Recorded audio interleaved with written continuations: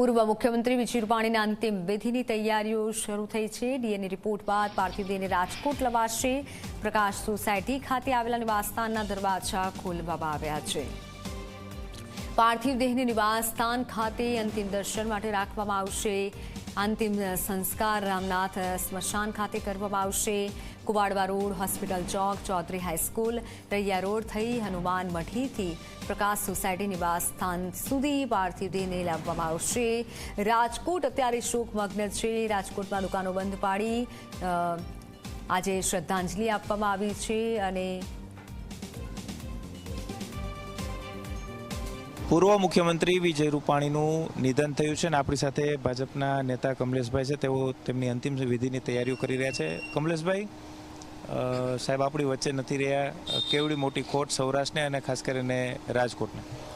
વિજયભાઈ 12 તારીખે જે દુર્ઘટના પ્લેન ક્રેશની થઈ એમાં આપણો દુર્ભાગ્ય પણ આપણે આપણા વિજયભાઈ, આપણા પોતિકા વિજયભાઈ, રાજકોટના પોતિકા, સૌરાષ્ટ્રના પોતિકા, ગુજરાતના પોતિકા એવા વિજયભાઈ ગુમાવ્યા છે।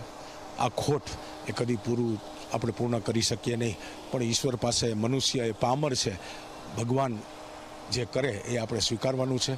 ત્યારે અત્યારે વિજયભાઈનો પરિવાર એ ગાંધીનગર ખાતે છે। ડીએનએ ટેસ્ટ એ ચાલી રહ્યો છે। જ્યારે ડીએનએ ટેસ્ટ મેચ થશે ત્યારે વિજયભાઈનો ડેડ બોડી આપણને સોંપવામાં આવશે।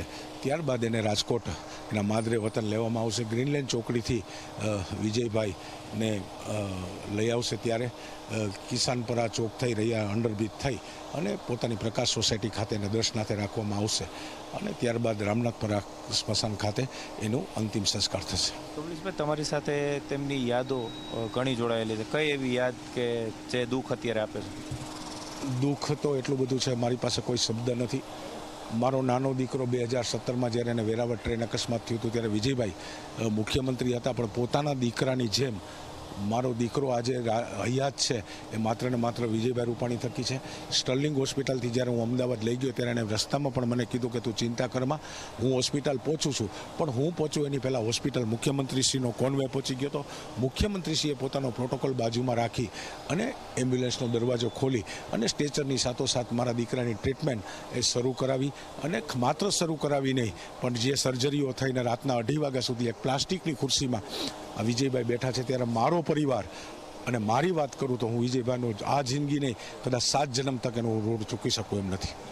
જ કમલેશભાઈ મીરાણી હતા કે તેઓ અત્યારે તેમના નિવાસ સ્થાને પહોંચ્યા છે અને અંતિમ વિધિની જે તૈયારીઓ છે તે કરી રહ્યા છે। તેમનો પાર્થિવ દેહ વિજયભાઈનો જ્યારે આવશે ત્યારે ગ્રીનલેન્ડ ચોકડીથી રથની અંદર તેમને પોતાના નિવાસ સ્થાન ખાતે લાવવામાં આવશે અને અહીંથી તેમના અંતિમ દર્શન બાદ તેમના રામનાથ સ્મશાન ખાતે તેમની અંતિમ સંસ્કારની વિધિ છે તે કરવામાં આવશે।